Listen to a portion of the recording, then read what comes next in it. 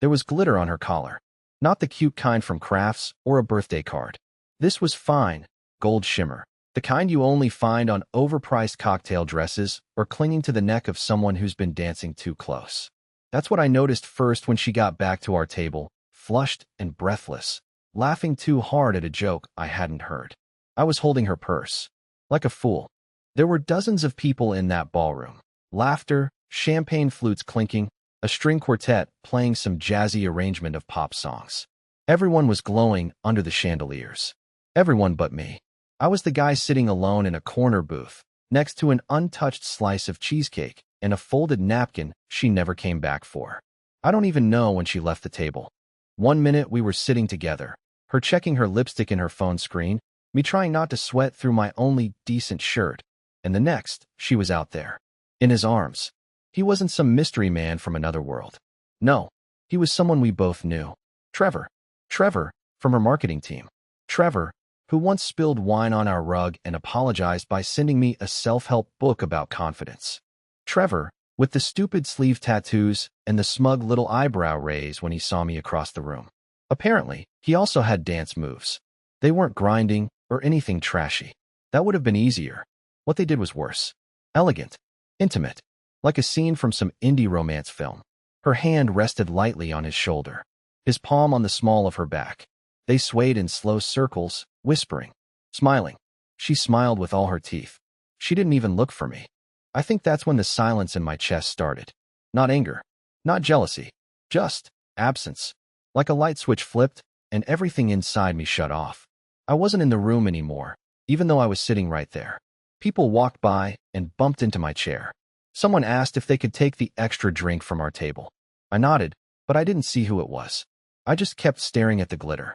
Right there on her collarbone, catching the light. When the song ended, she came back. Breathless. Glowing. I love this band, she said, not looking at me. They're way better live. I looked at her, then at the dance floor. Trevor was talking to someone else already. Didn't even glance back at her. And that's when it hit me. He didn't even care. But I did. And I always had. Too much. I stood up. She looked surprised, maybe for the first time all night. Where are you going? She asked. Bathroom, I mumbled. But I didn't go to the bathroom. I kept walking. Out through the side exit, past the valet, down the block, onto the empty street, the night air colder than I expected. I didn't check my phone. I didn't take my coat. I just walked. And the moment I left, the very second I disappeared into the dark, her glitter stopped shimmering. She just didn't know it yet. I didn't go far. I didn't need to.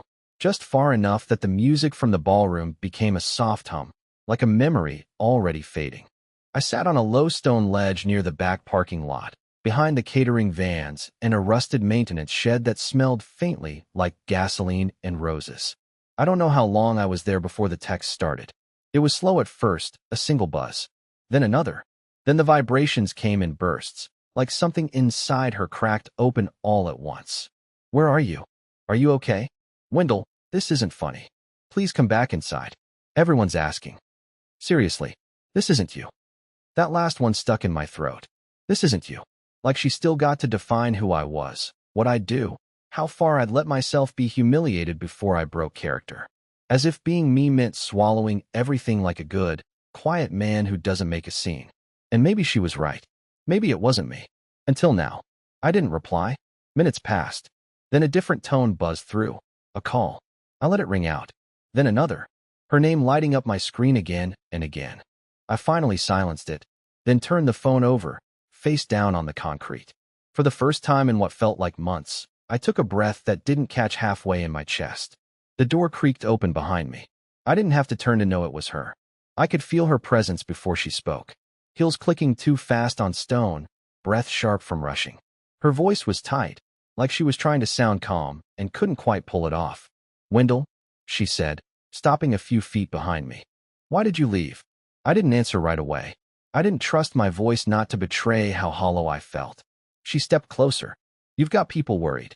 Do they know you forgot you had a husband tonight? I asked without turning. Silence. I heard her shift. A nervous inhale. I didn't forget. It was just a dance. You're making this bigger than it is. I laughed. Quiet. Bitter. Yeah. I'm always making things bigger than they are. Like last month, When you left your phone on the couch and I saw Trevor's name pop up at midnight. That was nothing too, right? Just more work talk. That's not fair. Neither is holding your wife's clutch while she dances like she's auditioning for someone else's future. She didn't reply. I finally turned to look at her. She looked smaller out here, under the flickering service light. Her makeup was slightly smudged, hair falling out of the fancy updo she'd spent an hour on. And for the first time all evening, she didn't look superior. She looked exposed. I didn't mean to make you feel invisible, she said softly. You didn't make me feel that way, Meryl. You chose to forget I was there. She stepped forward, but I stood up before she could reach me. Don't, I said. Wendell, come back inside. Please. People are asking questions. My boss is. Oh no, I said with mock shock. Your boss might find out your husband left early? That I couldn't keep pretending I'm not just the quiet man who chauffeurs you to events and holds your phone while you flirt with your coworker in public? She flinched. Actually flinched. And then came the tears. The ones I wasn't sure were real or reflex. I used to know. I used to be able to read every shift in her tone, every micro-expression. But now it all felt like noise. You're throwing away everything over a dance? She whispered. No, I said. You threw it away the moment you started dancing like I wasn't real. Her lips parted, but nothing came out. I walked past her, slowly, not storming, just walked. And this time, when I reached the street, I didn't stop. Not for the valet. Not for her voice calling my name behind me. I didn't turn back. Because in that moment, the man she used to know, the one who stayed silent, who stayed loyal, who stayed invisible, he was gone. And she was finally starting to realize it. I didn't go home that night. I didn't even know where I was going when I left. I just walked. Past the corner where she once told me she loved me for the first time. Past the 24-hour pharmacy where I used to buy her heating pads and allergy meds. Past the bakery that closed 2 years ago, the one she cried over like she'd lost a friend. I walked until my legs burned, until the city turned quieter, and the sounds of clinking glasses and polished lies from that ballroom were just ghosts behind me. At some point, my feet carried me to the edge of downtown. I ended up in an old diner we used to visit back when we still sat on the same side of the booth. Before dinner became silent. Before touch became obligation.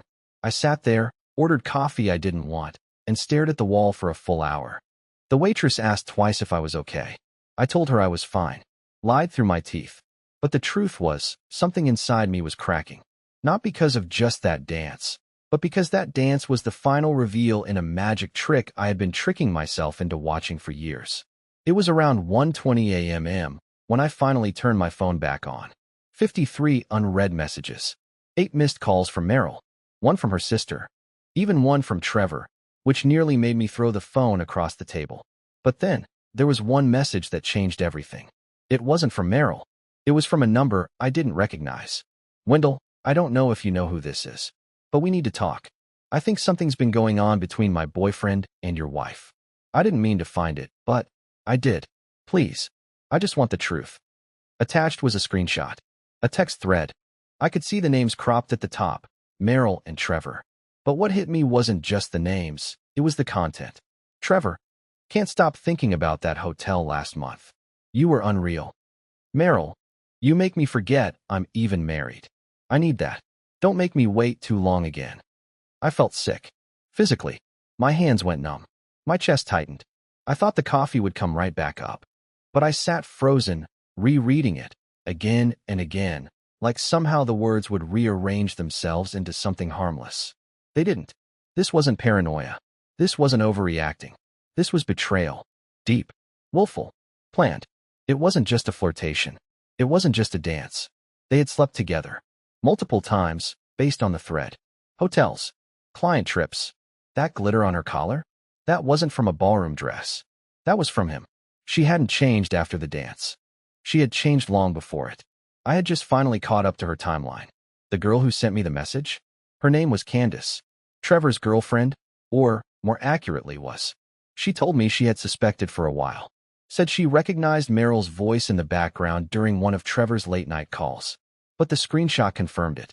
She went through his iPad when he passed out after drinking. She found everything. Pictures. Messages. Hotel receipts.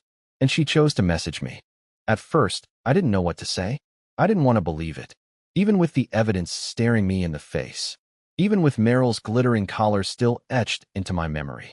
But I knew, and that knowing, it changed everything. I didn't reply to Meryl that night, but I did reply to Candace. And the plan we made together? It's the reason what happened next left my wife in shambles. Candace and I didn't speak like people plotting vengeance. There were no wild plans to crash events or scream in lobbies. No slashing tires, no social media explosions. We weren't even angry at first, just hollow, stunned, and tired. Two strangers on opposite ends of the same betrayal, quietly connecting through shame neither of us deserved. Our first phone call was awkward. She cried a little. I stayed quiet mostly, chewing the inside of my cheek so hard it bled. But when she said, I kept hoping I was wrong, I understood her completely. Because so had I. The next day, I didn't go home.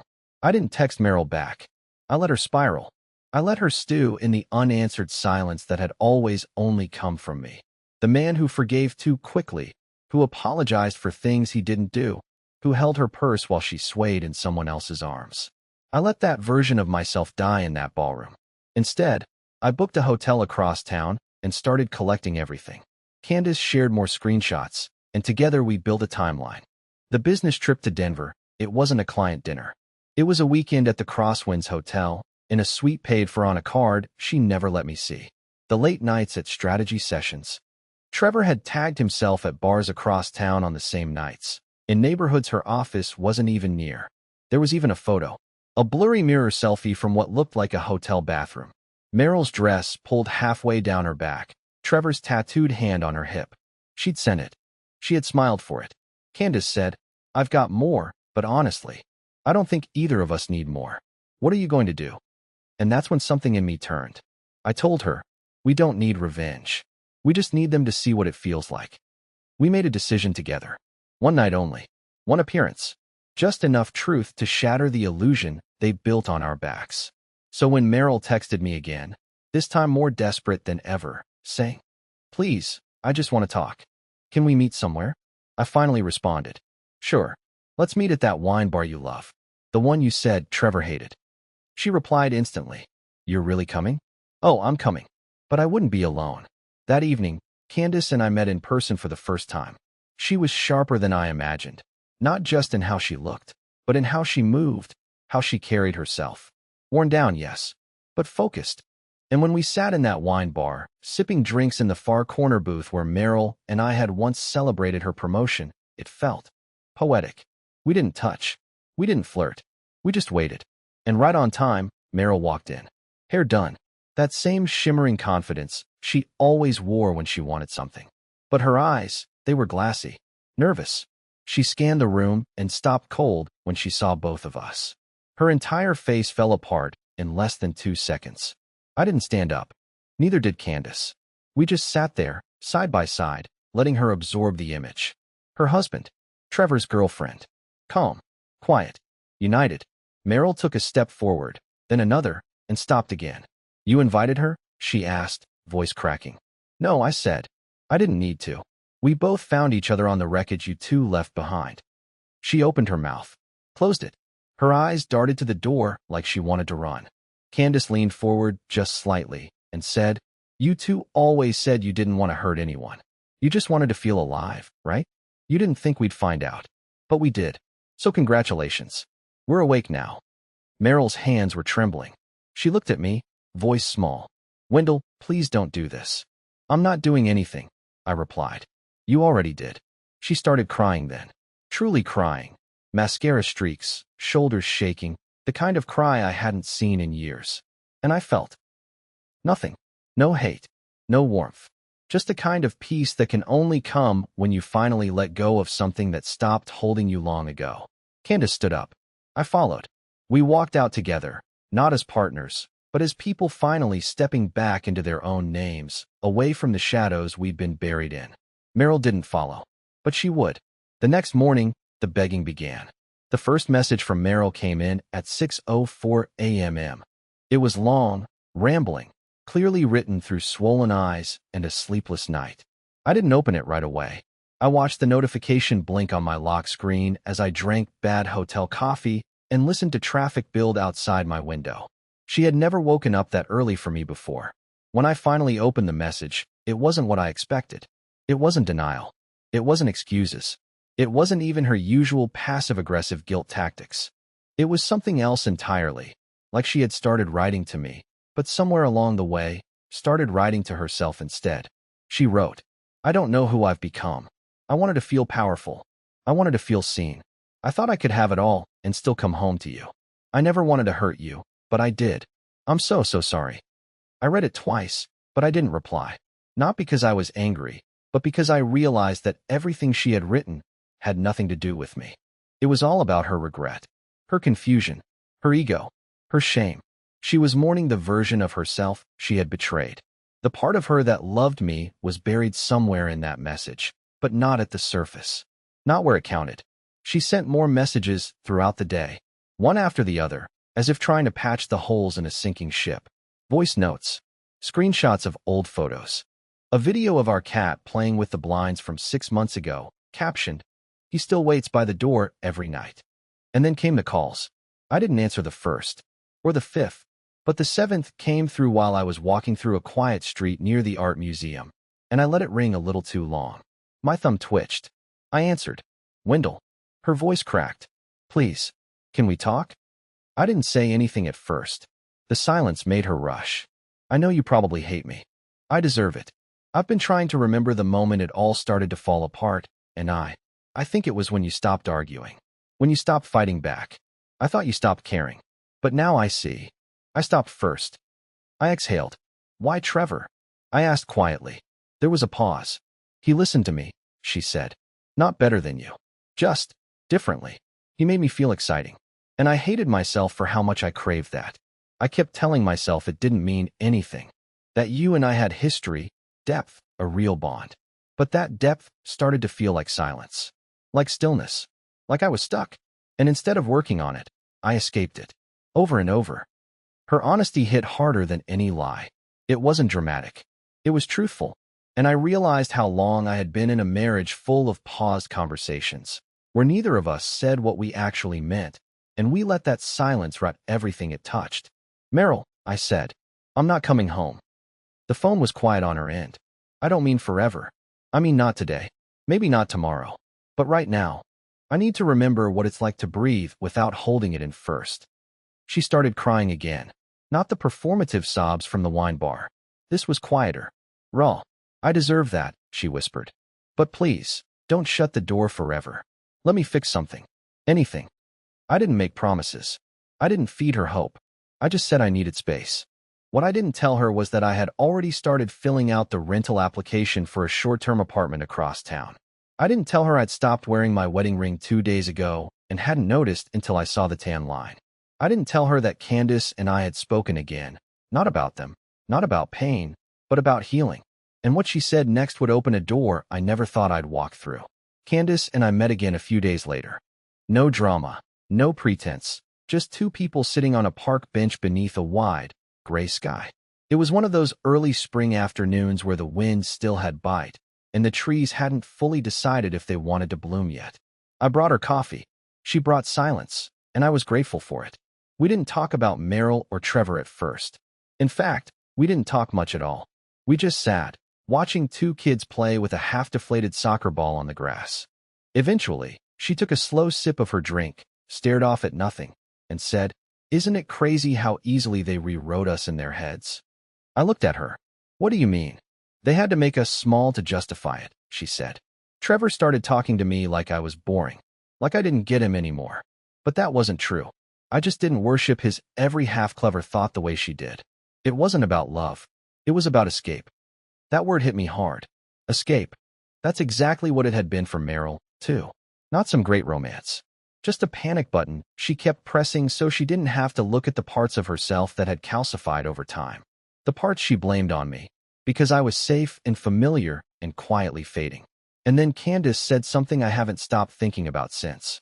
"You know, Wendell, we talk about betrayal like it's an act. But it's not. It's a pattern. A slow daily choice. They left us in pieces long before they ever touched each other." I looked down at my hands. My knuckles were red from the cold. My wedding ring was still gone. I hadn't even realized how natural that now felt. "They didn't just cheat on us," she continued.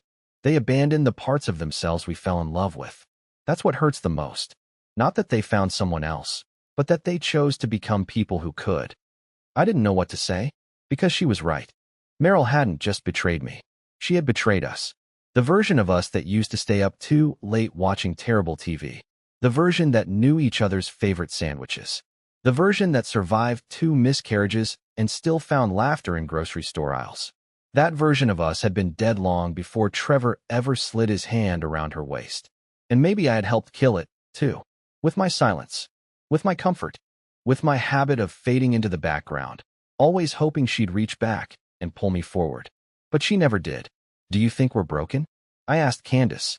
No, she said. I think we're cracked open. And maybe that's what needed to happen. We sat there a while longer. She told me she was thinking about leaving the city. Said she had a cousin in Maine who owned a bookstore and needed help. It sounded peaceful, far away from clients and cocktails and office parties that ended in infidelity. Before she left, she handed me something. A little folded piece of paper. If you ever feel like starting over, she said, I think you'd like the ocean. Then she smiled. Not flirtatious, not suggestive, just warm. Kind. Real. The way smiles used to feel before everything got heavy. When I got back to my hotel, I opened the paper. It was just a phone number and 2 words. No expectations. That night, I slept deeper than I had in months. I didn't dream of Meryl. And in the morning, when I checked my phone, I saw she had sent a new message. But this time, it wasn't a plea. It was a confession. The message from Meryl wasn't long, but it wasn't meant for me either. Not really. That's what made it hit harder than anything she'd said since this whole thing began. It was a screenshot. One she must have accidentally forwarded in the middle of the night, either in a haze of guilt or in some self-destructive spiral she didn't know how to control anymore. There was no greeting, no context, no explanation. Just the raw text of a message she had sent to Trevor. In it, she said, You broke something in me. And I let you. I thought I was escaping my marriage, but I ended up dismantling parts of myself I can't put back together. I feel disgusting. I feel hollow. I feel like a woman who burned down her own house because she was bored of the wallpaper. I stared at it for a long time. The timestamp was from just a few hours earlier. 3:41 a.m. A time of night when even liars are honest. I didn't reply. Not to her. There was nothing left to say, and the weight of it was hers to carry now. But the thing is, reading her words, as bitter and too late as they were, didn't bring me satisfaction. It didn't feel like justice or closure. It just made me feel free. For so long, I had convinced myself that if I could just make her see what she'd done, if she could just admit it, then I could finally breathe again. But now that it was here, plain and ugly in black and white, I realized something even heavier. Her regret wasn't mine to fix. And I wasn't interested in fixing anything anymore. Later that day, I packed up the hotel room. I left the key card on the dresser. I took my duffel bag, the one I packed in silence the night after the ballroom, and I got in the car. But I didn't drive home. I drove to the apartment I'd quietly signed for 2 days earlier. A little place above a bakery on a quiet street. It smelled like flour and rain. The landlord was an older woman named Connie who gave me a tour like she was showing me something sacred. It's not much, she said, but it's yours. No shared walls. You'll sleep well here. And I did.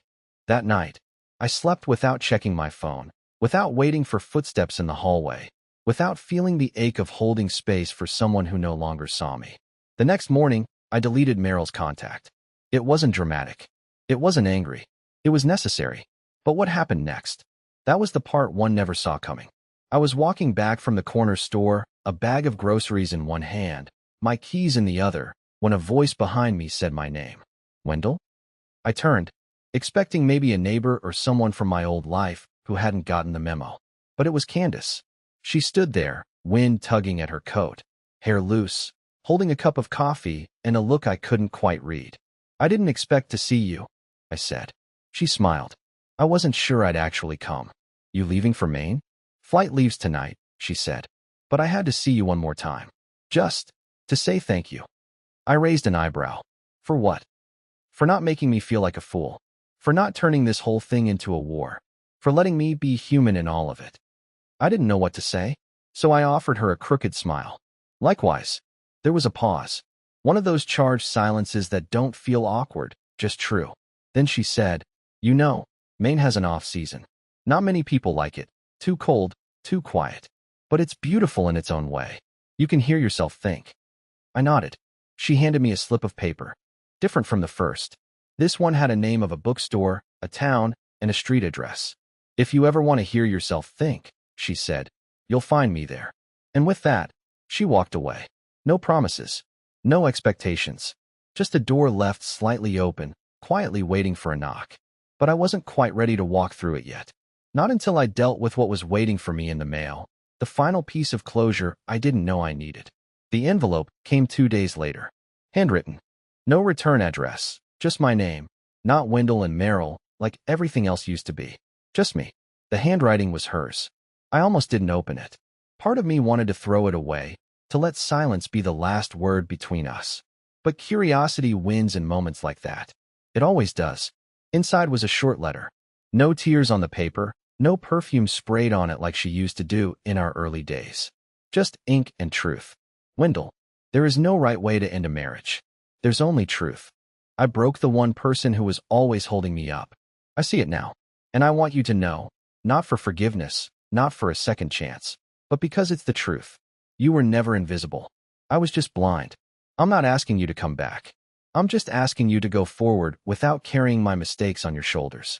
You deserve more than what I gave you. Thank you for the years. Thank you for the kindness. I will always be sorry. Merrill. And taped to the bottom of the letter was my wedding ring. She'd found it. I must have left it on the bathroom counter before walking out that night. I stared at it for a while. Not with pain. Not with longing. Just reflection. That little gold band had meant something once. A promise. A beginning. And now it was an end. A quiet, necessary one. I didn't reply. There was no need. Her words weren't a plea. They were closure. So I did exactly what she asked. I went forward. The next few weeks were strange, but freeing. I bought a cheap bike and started riding around the neighborhood. I picked up books I'd never had time to read. I volunteered one weekend at a community garden, not because I was trying to impress anyone, but because I missed digging in real dirt, not just planting things for wealthy clients. And then one afternoon, warm, breezy, the kind of day that smells like a new chapter, I pulled out that little slip of paper Candace had given me, the one with the address. I looked at it for a long time. I didn't pack bags. I didn't text her. I didn't overthink it. I just got in my car. The bookstore was small, tucked between a florist and a diner on a quiet coastal street in Maine. I walked in, and there she was, sorting through a stack of poetry books, hair tied back, reading glasses on her nose, completely unaware anyone had entered. I didn't say her name. She looked up on her own, and when our eyes met, she smiled, not surprised, not shocked, just peaceful, like she'd known I'd show up when I was ready. And I was. Welcome to off-season, she said. I smiled. You were right. It's quiet, but it's beautiful. She handed me a book without asking what I was looking for. I didn't need to read the title to know it was the right one. We sat by the window after that. No labels. No rush. Just two people, cracked open, starting again, not from scratch, but from truth. Because sometimes, healing doesn't come from fixing what broke. It comes from building something better, with someone who sees you completely. And this time, I was finally seen.